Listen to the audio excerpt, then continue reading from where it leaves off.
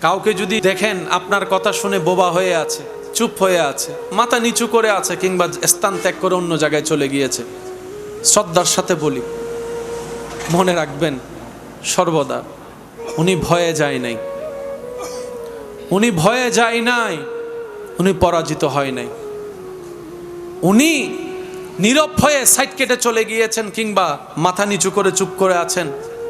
উনি চাচ্ছেন আপনি মনে কষ্ট পান, না হয় জবান ওনারও আছে, মুখ ওনারও আছে, যে কথা যে লেভেল আপনি বলেছেন সেই শব্দের ডিকশনারি হয়তো আপনার চাইতে ভারী ওনারও আছে, কিন্তু উনি চাচ্ছে না ওনার মুখের সে আঘাতটা আপনার হৃদয়কে ক্ষত বিক্ষত করুক, সবার সামনে আপনার ইজ্জত কমে যাক, আপনি অপমানিত হন। চাচ্ছে না বলেই চুপ করে আছে, উনি চাচ্ছে না বলেই নীরব হয়ে আছে। আর এইদিকে উনি ধৈর্য ধরে নীরব হয়ে আছে, ওদিকে ওনার পক্ষ থেকে আল্লাহ ফেরেশতা দিয়ে উত্তর দেওয়াবেন। সুবহানাল্লাহ। মনে রাখবেন প্রিয় ভাই, মুমিন বান্দার ডিকশনারিতে লস বলতে কোনো শব্দই নেই। মুমিন বান্দার ডিকশনারিতে লস বলতে কোনো শব্দই নাই। মুমিন বান্দা কাটার ব্যথা পাইলো গুনাহ মাফ হয়ে যায়। মুমিন বান্দা উপবাস থাকলো আল্লাহ তাআলা রিজিকে বরকত এনে দেয়। যে দুই একজন আমাকে ভালোবাসেন আবদার করে বলে যাচ্ছি, যদি পৃথিবীতে শান্তির নিঃশ্বাস নিতে চান তাহলে আমল করার চেষ্টা করবেন। জীবন চলার পথে কখনো নিজের সাথে কারো তুলনা করবেন না, অন্যের সাথেও নিজের তুলনা করবেন না। আপনি আপনি আপনি অন্য হতে যাবেন কেন? আপনার জায়গায় আপনি শ্রেষ্ঠ, সে আপনি যাই করেন, যে এলাকায় থাকেন, যে পরিবারে আপনার জন্ম, আপনি আপনার জায়গায় শ্রেষ্ঠ, উনি ওনার জায়গায় শ্রেষ্ঠ। আল্লাহর বান্দা প্রত্যেকজন, নবীর উম্মত প্রত্যেকজন আপন আপন জায়গায় শ্রেষ্ঠ এবং বাদশা। সুবহানাল্লাহ। কখনোই অন্যের সাথে নিজেকে তুলনা করে হিসাব করবেন না, কারণ এই তুলনাটা আসে শয়তানের পক্ষ থেকে। কারণ এখান থেকে আপনার হতাশার সৃষ্টি হয়, এই হতাশা শয়তানে এনে দেয় যেন আপনি আল্লাহর নাশুকরিয়া করেন। মাথায় থাকবে ইনশাআল্লাহ। কখনো কারো সাথে তুলনা নিজেকে করা যাবে। আপনি বলবেন আমি আমার জায়গায় বেস্ট, আমার আল্লাহ আমাকে যেভাবে বানিয়েছেন আমি সেভাবে শ্রেষ্ঠ। যতটুক পারেন আল্লাহর উপর তাওয়াক্কুল রেখে নবীর প্রেম নিয়ে জীবন পথে এগিয়ে যান। আপনার জন্য যা রিজিকে বরাদ্দ আছে, আপনার দুশমন যদি আপনার গলার উপর প্রিয় ধরে, ওই রিজিক কখনো নিতে পারবে। সবাই মিলে যদি আপনার দুশমনি করে আপনাকে নামাতে চায়, সে স্থান থেকে কখনো নামাতে পারবে না যে স্থানে আপনার রব আপনাকে দেখতে চায়, ওই স্থান থেকে কেউ সরাতে পারবে না। তো টেনশন কি? একজন রব আছে না নাই? আর একটু জোরে বলেন, একজন মালিক আছে না নাই? একজন রাজ্জাক আছে না নাই? একজন আজিজ আছে না নাই? একজন গফফার আছে না নাই? একজন মালিক আমাদের আছে না নাই? তিনি দেখে কি দেখে না, শুনে কি শুনে না, জানে কি জানে না, বুঝে কি বুঝে না? এরকম একজন রব থাকতে আমাদের আর টেনশন করার দরকার। রবের উপর তাওয়াক্কুল রাখবেন, নবীর প্রেম আদব অন্তরে রাখবেন, সর্বোচ্চ পরিশ্রম দিয়ে সামনে এগোনোর চেষ্টা করবেন। দেখবেন আপনার জন্য প্রত্যেকটা পথ যারা বন্ধ করে দিয়েছিল, আপনার সেই ধৈর্যের কারণে আপনার রব আপনার জন্য তার চাইতে বেশি রাস্তা খুলে দিবেন। বলেন না সুবহানাল্লাহ। মা গাররাকা বিরাব্বিকাল করিম, তুই বন্ধুরে মনে রাখলি, আমারে ভুলে গেলি, বসের প্রশংসা করলি, আমাকে ভুলে গেলি, খাবারের প্রশংসা করলি, রিজিক দাতাকে ভুলে গেলি, তুই অমুকের প্রশংসা করলি, আমার প্রশংসা ভুলে গেলি।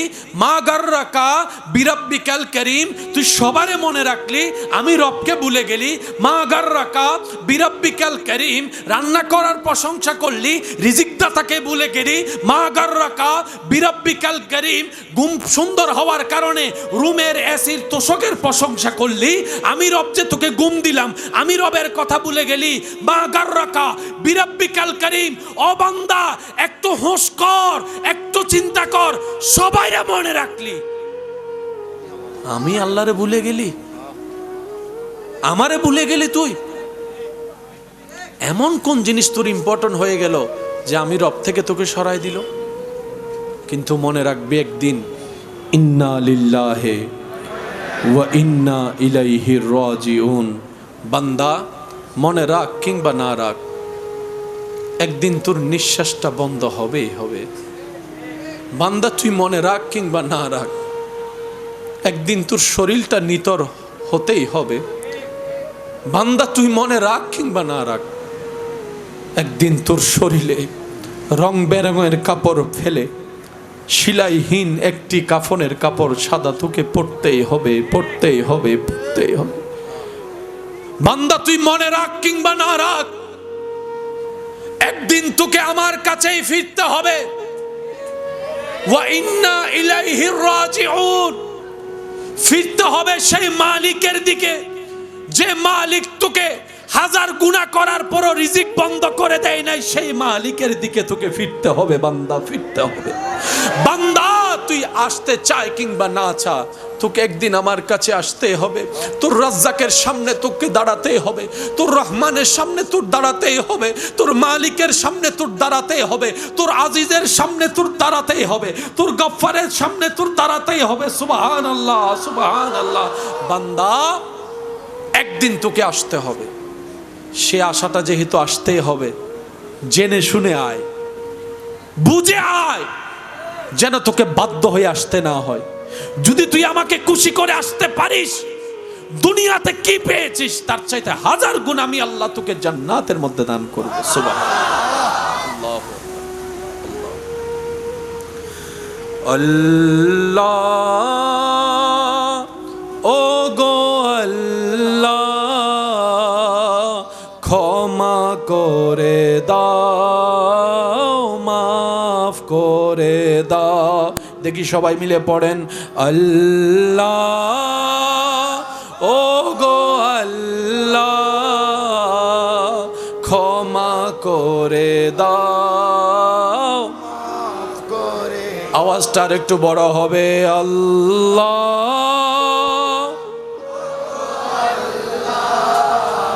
ক্ষমা করে দাও, মা জীবন মুদের যতদিন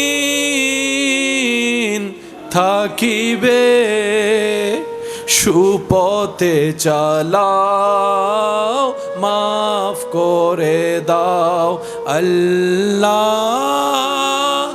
ও গো আল্লাহ, ক্ষমা করে দাও। চিৎকার দিয়ে একবার বলেন আমিন।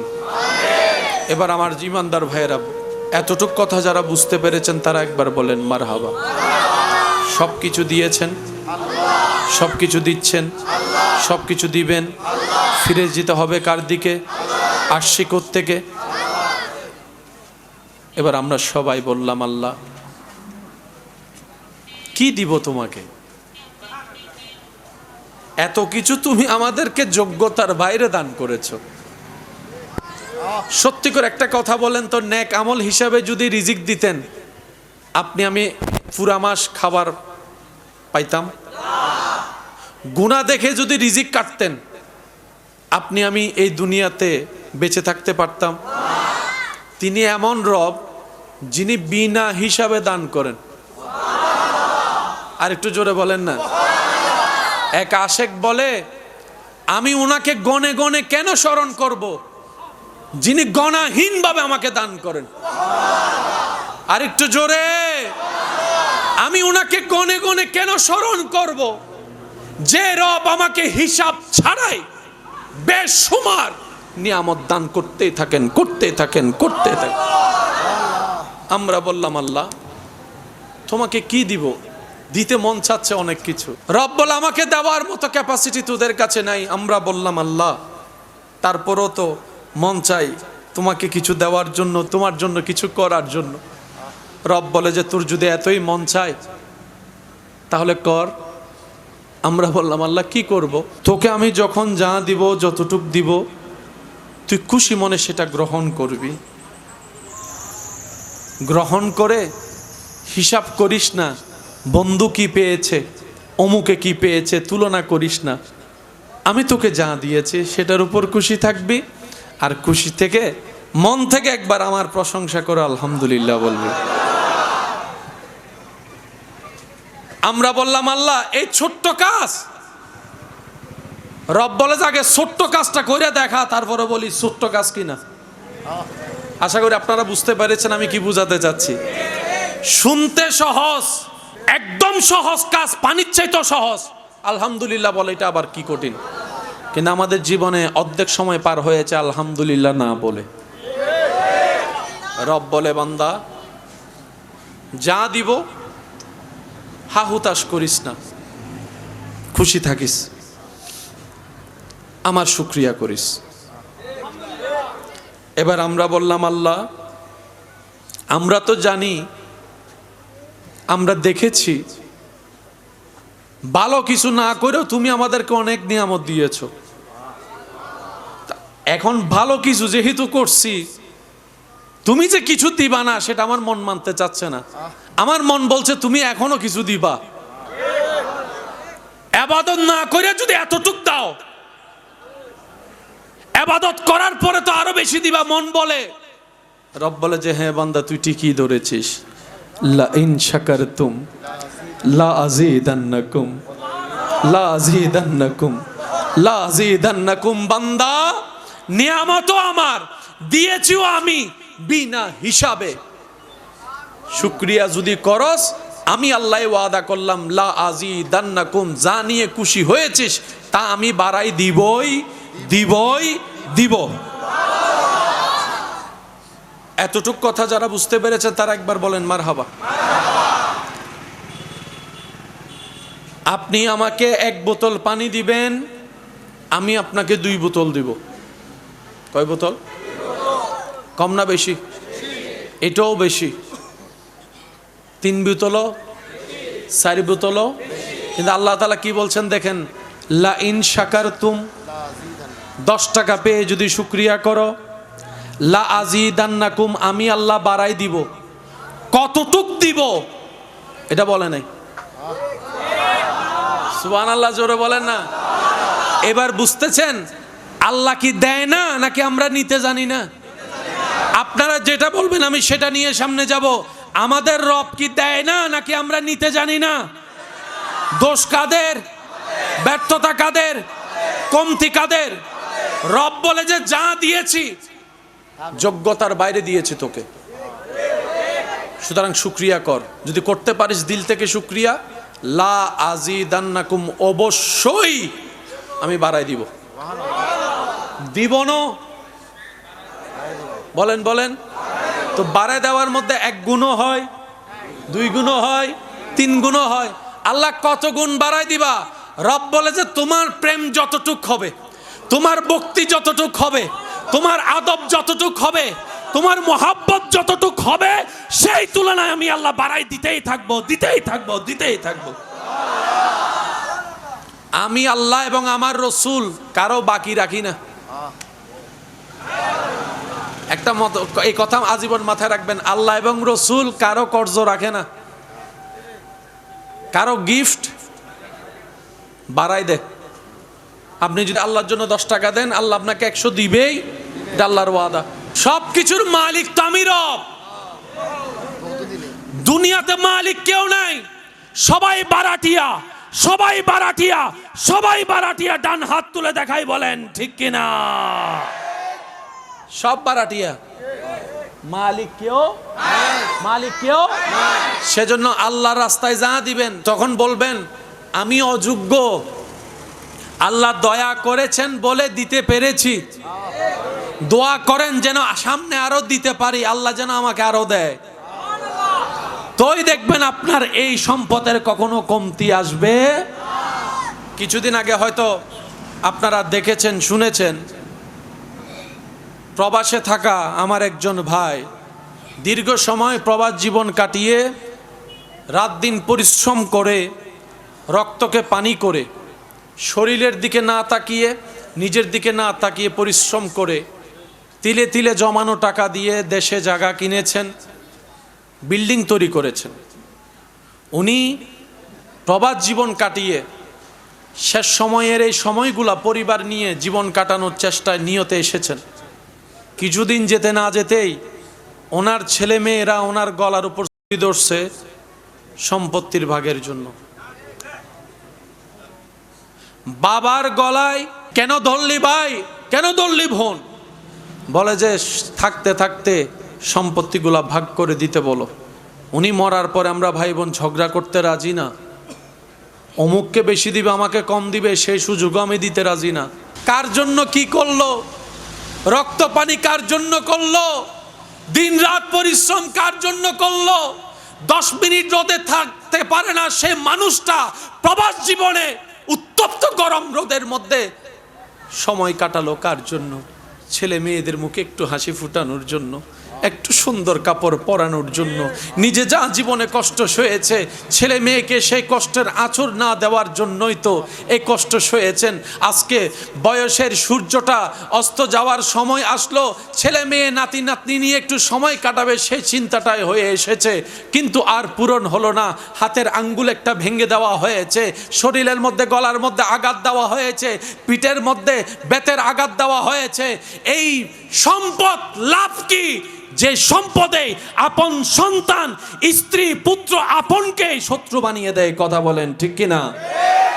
সেজন্য আল্লাহর কাছে সম্পদ চাইবেন কিভাবে? আল্লাহ অতটুক সম্পদ দাও যতটুক সম্পদ আমি পেলে সচ্ছলতার জীবন নিয়ে পরিবারের সবাই নিয়ে তোমার দরবারে শুকরিয়ার সিজদা আদায় করতে পারবো, অতটুক সম্পত্তি তুমি আমাকে দান করো। আল্লাহ অতটুক সম্পত্তি দাও যে সম্পত্তি আমার আসলে আমার পরবর্তী প্রজন্ম কারো সামনে হাত পাততে না হয়, 2 হাত যেন তোমার দরবারে বারবার পাতে, অতটুক সম্পত্তি দাও। আল্লাহ অমন সম্পত্তি দিও না যে সম্পত্তির কারণে আমার রক্তের ছেলে মেয়েরাই আমার দুশ্মন হয়ে যাবে, ভাই ভাইয়ের দুশ্মন হয়ে যাবে, এমন সম্পদ দিও না। এক কথায় আল্লাহ আমাকে কল্যাণময় সম্পদ তুমি দান করো। জাগাও সম্পদ। জাগা কি?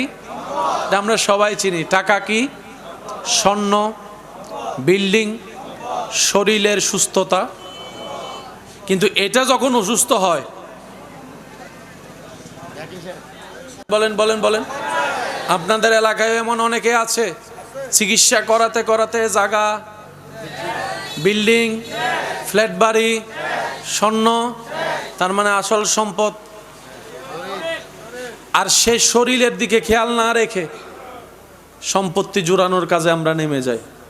দিন শেষে দেখা যায় এই শরীর বাঁচাইতে গিয়েই অনেক ছেলে মেয়েরা তো এমনও চিন্তা করে মইরাও গেছে,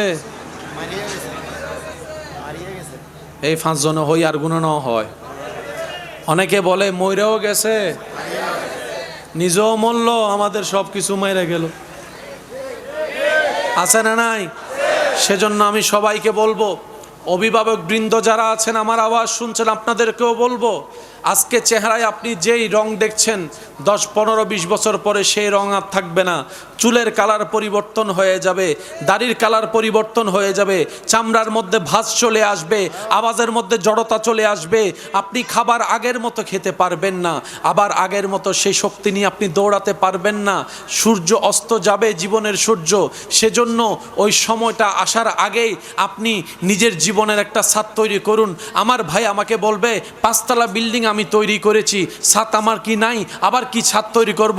আমি বলবো ভাইয়া, আমি বলবো বোন, হয়তো আমি বুঝাতে ব্যর্থ হয়েছি। আমি সে ছাদের কথা বলিনি যে ছাদ আপনার সূর্যের আলো থেকে আপনাকে সেভ করে, বৃষ্টির দিনে বৃষ্টি থেকে আপনাকে সেভ করে, আমি সেই ছাদের কথা বলিনি। আমি বলছি এমন একটা ছাদ যে ছাদের নিচে আপনি অসহায় হয়ে পড়ে যাওয়ার পর আপনার ছেলে মেয়েরা আপনাকে মাথায় তুলে রাখবে। আর সেই ছাদের নাম হচ্ছে ইত্তাকুল্লাহ, আল্লাহর ভয়ের ছাদ। এই ছাদের পিলার হচ্ছে হুব্বে মুস্তাফা, নবীর প্রেম। নবীর প্রেমের খুঁটি দিয়ে আল্লাহর ভয়ের ছাদ যদি তৈরি করে সেখানে অবস্থান করতে পারেন, লিখে রাখবেন আপনার মরণ পর্যন্ত আপনার ছেলে মেয়ে আপনার সাথে বেয়াদবি করা তো দূরের কথা, চোখে চোখ তুলে পর্যন্ত তাকাবে না। এটাই আল্লাহ পাক দয়া করে ব্যবস্থা করে দিবেন। চিৎকার দিয়ে বলেন সুবহান। এবার আমার ইমানদার ভাইয়ের আওয়াজ দিয়ে বলুন, ইজ্জত দেওয়ার মালিক কে? আর একটু জোরে বলেন, ইজ্জত দেওয়ার মালিক কে?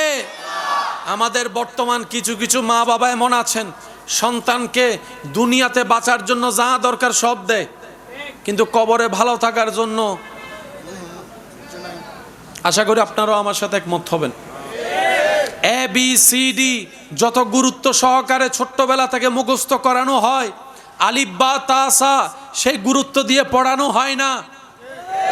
আর একটু জোরে বলেন।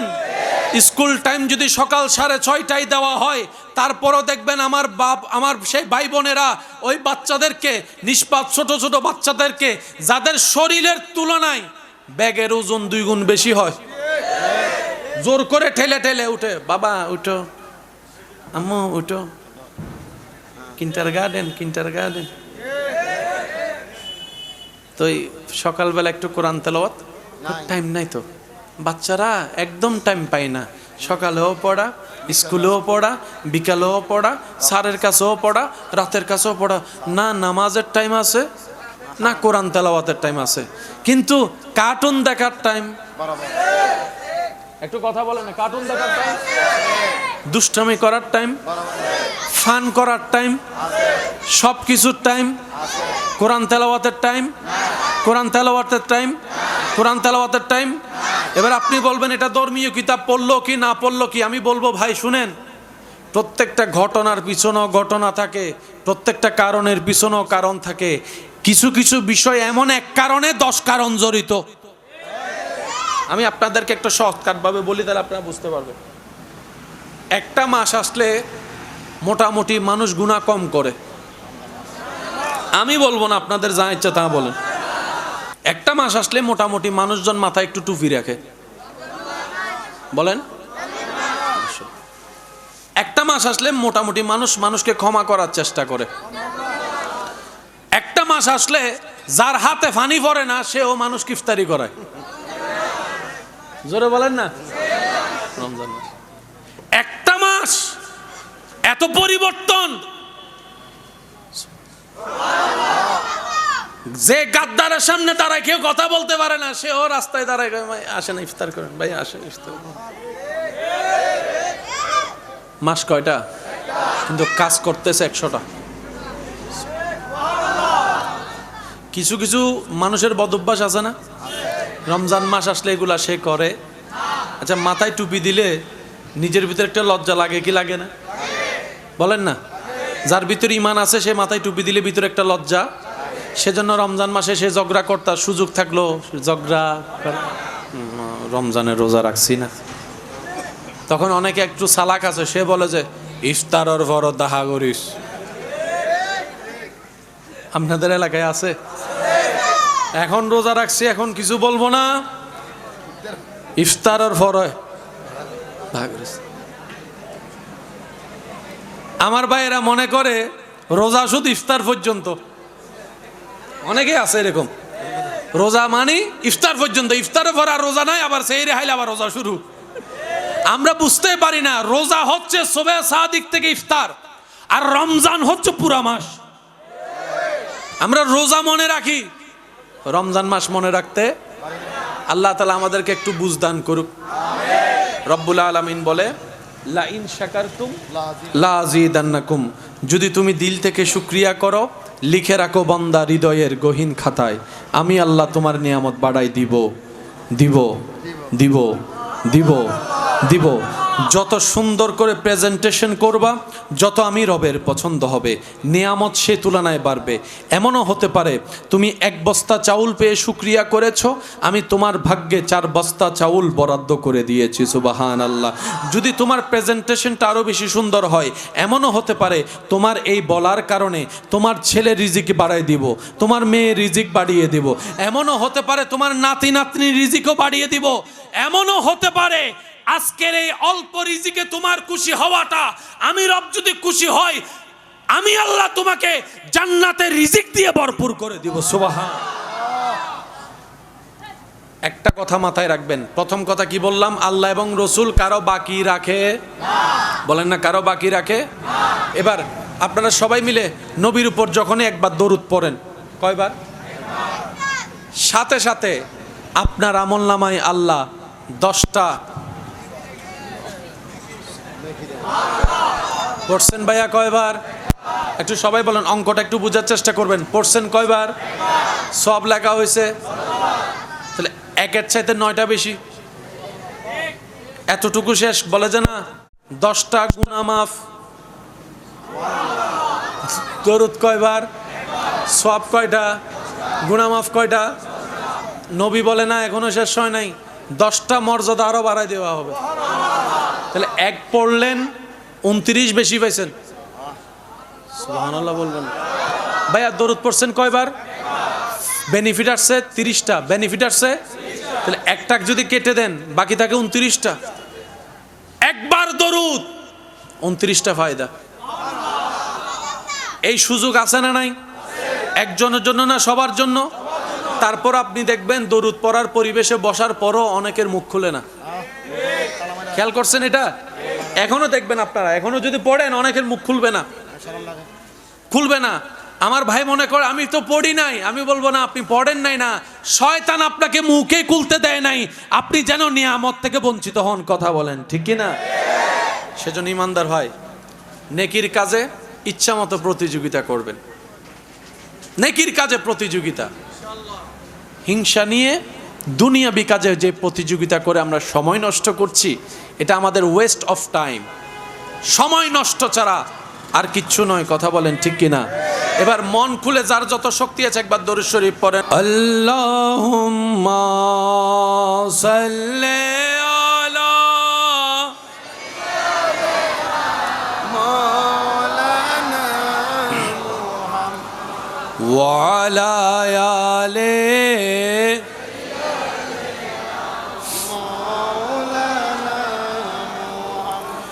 পুরো আলোচনাটাকে গোছায় ফিদ দুনিয়া হাসনাতাও ওয়া ফিল আখিরাতি হাসনাতাও আয়াতকে সামনে রেখে মনে রাখার মতো এক কথায় বলার চেষ্টা করব। প্রস্তুত আছেন কি সবাই? দুনিয়াও লাগবে। কেন দুনিয়া নিব না? 100 বার নিব। কারণ এটা আমার রব আমার জন্য বানিয়েছেন, আপনার রব আপনার জন্য বানিয়েছেন। নিবেন না কেন? দুনিয়াও লাগবে। দুনিয়া কতটুক নিব? যতটুক আল্লাহ দয়া করে দেয় অতটুক নিব। সুবহানাল্লাহ বলেন। আল্লাহ দয়া করে যতটুক দেয়, এক কথায় আল্লাহ যতটুক দিয়ে খুশি আমরা ততটুক পেয়ে খুশি। কোনো আফসোস, কোনো বেশি চাওয়া, কোনো চাহিদা, কোনো মন খারাপ। আল্লাহ দিয়ে খুশি, আমরা পেয়ে খুশি। প্রথম কাজ, সর্বাবস্থায় যে কোনো পরিবেশ পরিস্থিতিতে কোনো প্রকার আঙ্গুল তোলা ছাড়া, দাড়ি কমার চিন্তা করা ছাড়া, ডান বামের সাথে তুলনাহীনভাবে যা আল্লাহ দিবেন সেটার উপর খুশি মনে বলবেন আলহামদুলিল্লাহ। সকালে, দুপুরে, বিকালে, সন্ধ্যায়, রাতে পাইলো আলহামদুলিল্লাহ। যদি কষ্ট না হয় একটু সবাই মিলে বলেন পাইলো আলহামদুলিল্লাহ। প্রথম কাজ আমাদের একটা, সর্বাবস্থায় শুকরিয়া করতে হবে। কার? দ্বিতীয় নম্বর আমাদের কাজ, সেটা হচ্ছে শয়নে স্বপনে প্রত্যেকটা কাজে সামনে পিছনে শুধু ইস্তেগফার ইস্তেগফার ইস্তেগফার, আল্লাহর কাছে ক্ষমা চাওয়া, আল্লাহর কাছে ক্ষমা চাওয়া। দোষ না করলেও নিজেকে দোষী মনে করা। অন্যকে দোষী মনে করা যাবে, অন্যের দোষ খোঁজা যাবে, অন্যের পিছনে লাগা যাবে, অন্যের পিছনে সময় নষ্ট করা যাবে, অন্যের গীবত করা যাবে, অন্যের ক্ষতি করা যাবে। দোষ ধরব নিজের, ক্ষমা চাইব আল্লাহর কাছে। একটা কাজ শুকরিয়া করা, আরেকটা কাজ হচ্ছে ইস্তেগফার করা। তৃতীয় নম্বর যে কাজ, সব সময় অজু অবস্থায় থেকে দরুদ শরীফ পাঠ করা, দরুদ শরীফ পাঠ করা। চতুর্থ নম্বর কাজ, পারলে মানুষের উপকার করব, না পারলে দোয়া চেয়ে ওখান থেকে সরে আসব। পারলে মানুষকে খাবার দিব, না পারলে ওখান থেকে হাসি মুখে সালাম দিয়ে দূরে সরে আসব। কারো কোনো ক্ষতি করা যাবে, কোনো সৃষ্টিকে অন্যায়ভাবে কষ্ট দেওয়া যাবে, কারো চোখের পানির কারণ হওয়া যাবে, কারো কষ্টের কারণ হওয়া যাবে। চতুর্থ নম্বর কাজ শেষ করলাম। পঞ্চম নম্বর কাজ, নিজের ভাবে নিজে চলা। প্রত্যেকটা কদম সামনে দেওয়ার আগে নিজের মনকে একবার প্রশ্ন করা, আমি কাজটা করলে আমার আল্লাহ খুশি হবে তো? আমি এই জায়গায় গেলে আমার আল্লাহ খুশি হবে তো? প্রত্যেকটা কাজে আল্লাহর খুশির কথা চিন্তা করা। অন্তত এই 5টা কাজকে যদি নিজের বন্ধু বানাতে পারি, ফিদ দুনিয়া হাসানাতাও ওয়া ফিল আখিরাতি হাসানা, চিৎকার দিয়ে বলেন সুবহান। এখানে একটা কথা মনে পড়ছে বলি, প্রবাসী ভাইদের জীবন বড় কঠিন এবং কষ্টের। বিশেষ করে মিডল ইস্টে যারা থাকেন, যারা আছেন, ওনারা হয়তো প্রতিনিয়ত এই জিনিসগুলো ফেস করছে। আমাদের দেশ থেকে বেশিরভাগ মানুষ মিডল ইস্টে যাওয়ার জন্য একটা আগ্রহ কাজ করে বিদেশে যাওয়ার, কিন্তু বর্তমান পরিবেশ পরিস্থিতি সব কিছু মিলে এত সুবিধার নেই। সেজন্য যাওয়ার আগে 1000 বার ভাববেন, যাওয়ার আগে 1000 বার তদারকি করবেন। যারা আছে ওনারাই কাজ পাচ্ছে না, এমন অনেক জায়গা আছে, আর ওনাদের উপর বিভিন্নভাবে জুলুম করা হচ্ছে। কফিল নামক যে জিনিসটা চালু আছে, কাজ করো আর না করো, প্রত্যেক মাসে নাকি 400 রিয়াল 500 রিয়াল ওনাকে দিয়ে ফেলতে হয়। ইনকাম করতে পারে না, খাবারের টাকা নাই, থাকার টাকা নাই, বাড়িতে পাঠাতে পারে না, কিন্তু ওই টাকাটা দিতেই হচ্ছে। আবার আকামা করতে নাকি একটা বড় অঙ্কের টাকা দিতে হয়। প্রবাসী ভাইদের জীবনকে অনেক মানুষ মনে করে শুধু টাকা আর টাকা। অনেকে দেখবেন প্রবাসী যারা থাকে তাদেরকে শুধু কল করে করে আবদার করে, একটা মোবাইল ফাটাও, একটা ল্যাপটপ ফাটাও, একটু স্বর্ণের চেইন পাঠাও। বুঝতে পারে না এমন অনেক প্রবাসী ভাইয়েরা আছেন যারা 2 বেলার মধ্যে 1 বেলা না খেয়ে টাকা জমাই পরিবারের কাছে টাকা পাঠায়। আপনারা আমরা মনে করি বিমানে চড়ে গিয়েছেন, হয়তো অনেক ভালো আছে। এমন অনেক প্রবাসী ভাইয়েরা আছেন যারা পরিবারকে জানতে দেয় না ওনাদের রাত কোথায় কাটে, ঘুমায় কোথায়, এমন এমন জীবন যাপন করছে। সেজন্য আমি অনুরোধ করব, যারা সংসারের দায়িত্ব কাঁধে নিয়ে পরিবার চালাচ্ছেন, দেশের হোক আর বিদেশের হোক, ঘরের ভিতর যারা থাকেন, আপনাদের উচিত, আপনাদের কাছে অনুরোধ, পুরুষের উপর আপনার আবদার প্রেজেন্ট করবেন, কিন্তু চাহিদার চাইতে বেশি নয়, অপ্রয়োজনীয় জিনিস নয়। আপনি বলবেন এইভাবে, এই জিনিসটা দরকার, আপনি ওনাকে জানাই দিবেন। কারণ পুরুষ এমন একটা জাতি যে নিজের রক্তকে পানি করে পরিবারের মুখে খাবার দেওয়ার চেষ্টা করে। আপনাদের এখানে অনেক সময় দেখবেন বয়সে অনুমতি দেয় না এমন অনেক দাদার নানার বয়সী মানুষ রাস্তায় কাজ করছে। আপনি দেখছেন রিক্সা চালাচ্ছে, আমি বলি না ভাই রিক্সা চালাচ্ছে না, উনি পরিবারের মুখে খাবার ব্যবস্থা করার জন্য রাস্তায় নেমেছে। শরীর বলে আমার পক্ষে সম্ভব নয়, তখন সেই পুরুষ মনকে শুনিয়ে দেয়, তুই যদি আজকে দাঁড়িয়ে যাস তোর পরিবার দাঁড়িয়ে যাবে, তুই যদি আজকে থেমে যাস পরিবারের খাবার বন্ধ হয়ে যাবে, তুই যদি আজকে থমকে যাস কারেন্টের বিল আটকায় যাবে, বাসা ভাড়া আটকায় যাবে, তুই একজন যদি দাঁড়িয়ে যাস 5 জনের জীবন দাঁড়িয়ে যাবে। তখন সেই পুরুষ শক্তিহীনভাবে থাকা অবস্থায় আবার নতুনভাবে দাঁড়িয়ে যায়, সর্বোচ্চ চেষ্টা দিয়ে কাজ করে যায়। সেজন্য একটা সংসার সুন্দর হওয়ার জন্য পুরুষও দরকার, নারীও দরকার। পুরুষের জায়গায় পুরুষের অবদান, নারীর জায়গায় নারীর অবদান, বাবার জায়গায় মার জায়গায়। মা যদি হয় ঘরের খুঁটি, বাবা হচ্ছে সেই ঘরের ছাদ। কথা বলেন ঠিক কিনা? আমাদের খুঁটিও লাগবে, ছাদও লাগবে। খুঁটিহীন ছাদের দাম নাই, ছাদহীন খুঁটির দাম নাই। তো পরিবার তো এভাবেই হয়। অনুরোধ করব, সংসারে যারা ইনকাম করে তাদের উপর কোনো জোর জবরদস্তি করেন না। উনি দিতে পারছে না নয়, দেওয়ার ক্ষমতা নাই বলে দিতে পারছে না, এটাও আপনাকে একটু বুঝতে হবে। তারপরেও যদি আপনি 1000 বার কথা শুনেন, দেখবেন পৃথিবীতে বেশিরভাগ মানুষ স্ট্রোক করে মারা যাওয়ার লিস্টিতে নারীর তুলনায় পুরুষের সংখ্যা, একটু জোরে বলেন না, পুরুষের সংখ্যা।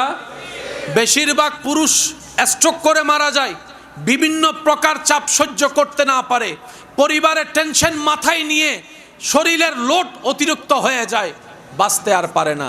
সুতরাং নারীর উচিত পুরুষকে ভালো রাখা, পুরুষের উচিত নারীকে ভালো রাখা।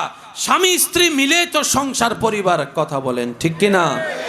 আপনারা যত এইভাবে থাকবেন, আপনাদের ঘরে ফুটন্ত ফুল যারা বাচ্চারা হবে তারা সুন্দর একটা পরিবেশ পাবে, সুন্দর একটা শিক্ষার জায়গা পাবে। কারণ বাচ্চাদের জন্য আসল বিদ্যালয় স্কুল কলেজ মাদ্রাসা নয়, মা বাবার বিদ্যালয় আসল বিদ্যালয়, শ্রেষ্ঠ বিদ্যালয়। কথা বলেন ঠিক কি না? আল্লাহ তাআলা আমাদের সবাইকে বুঝার আমল করার তৌফিক দান করুক, আমিন। আপনারা কি আমার কোনো কথায় কষ্ট নিচ্ছেন? আমি যে কথাগুলো বলছি ইনশাল্লাহ মাথায় থাকবে? আমি শুধু বলবো, আপনারা শুধু ইনশাল্লাহ বলবেন, পারবেন ইনশাল্লাহ? আমরা আজকে থেকে সর্বাবস্থায় হা হুতাশ করা ছাড়া খুশি মনে আল্লাহর দরবারে শুকরিয়া করার চেষ্টা করব। বলি আমার মনে হয় সবাই মিলে বললে আর একটু সুন্দর লাগবে। আরেকবার বলেন। অন্যের দোষ ধরবো না, অন্যের দোষ খুঁজবো না, অন্যের পিছনে লাগবো না, নিজের দোষ খুঁজবো, আল্লাহর কাছে তওবা করব। সবাই বলি আর একটু জোরে বলি। পারলে মানুষের উপকার করার চেষ্টা করব, না পারলে সেখান থেকে দূরে থাকব। তারপরও জেনে শুনে স্বইচ্ছায় কারো কোনো ক্ষতি করব, কারো কোনো ক্ষতি করব, কারো কোনো ক্ষতি করব। আল্লাহ তাআলা আমাদের সবাইকে আমল করার তৌফিক দান করুক। মনে রাখবেন, হক দুইটা, একটা আল্লাহর, একটা বান্দার। আল্লাহর হকে মাপ পাওয়া সহজ, বান্দার হকে মাপ পাওয়া বড় কঠিন। আল্লাহ 1,00,000 বছরের নামাজও চাইলে মাফ করে দিতে পারেন, এটা আল্লাহর ইচ্ছা। কিন্তু বান্দা হিসাব টান দিলে বান্দা সাইরানো স্যার বেশিটা নিবে, বলেন না কমটা নিবে। হাসরের ময়দানে আপনারা হয়তো আমার সাথে একমত হবেন, উলামায়ে কেরামের দোয়া নিয়ে বলার চেষ্টা করছি।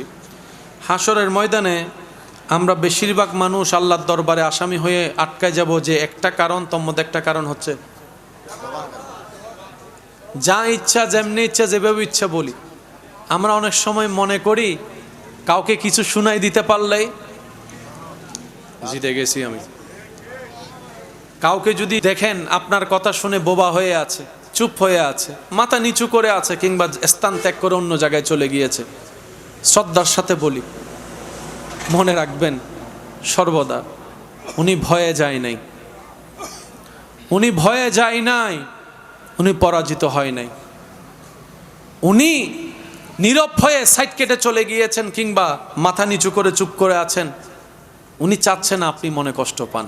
না হয় জবান ওনারও আছে, মুখ ওনারও আছে, যে কথা যে লেভেল আপনি বলেছেন সে শব্দের ডিকশনারি হয়তো আপনার চাইতো ভারী ওনারও আছে, কিন্তু উনি চাচ্ছে না ওনার মুখের সে তরবারের আঘাতটা আপনার হৃদয়কে ক্ষত বিক্ষত করুক, সবার সামনে আপনার ইজ্জত কমে যাক, আপনি অপমানিত হন।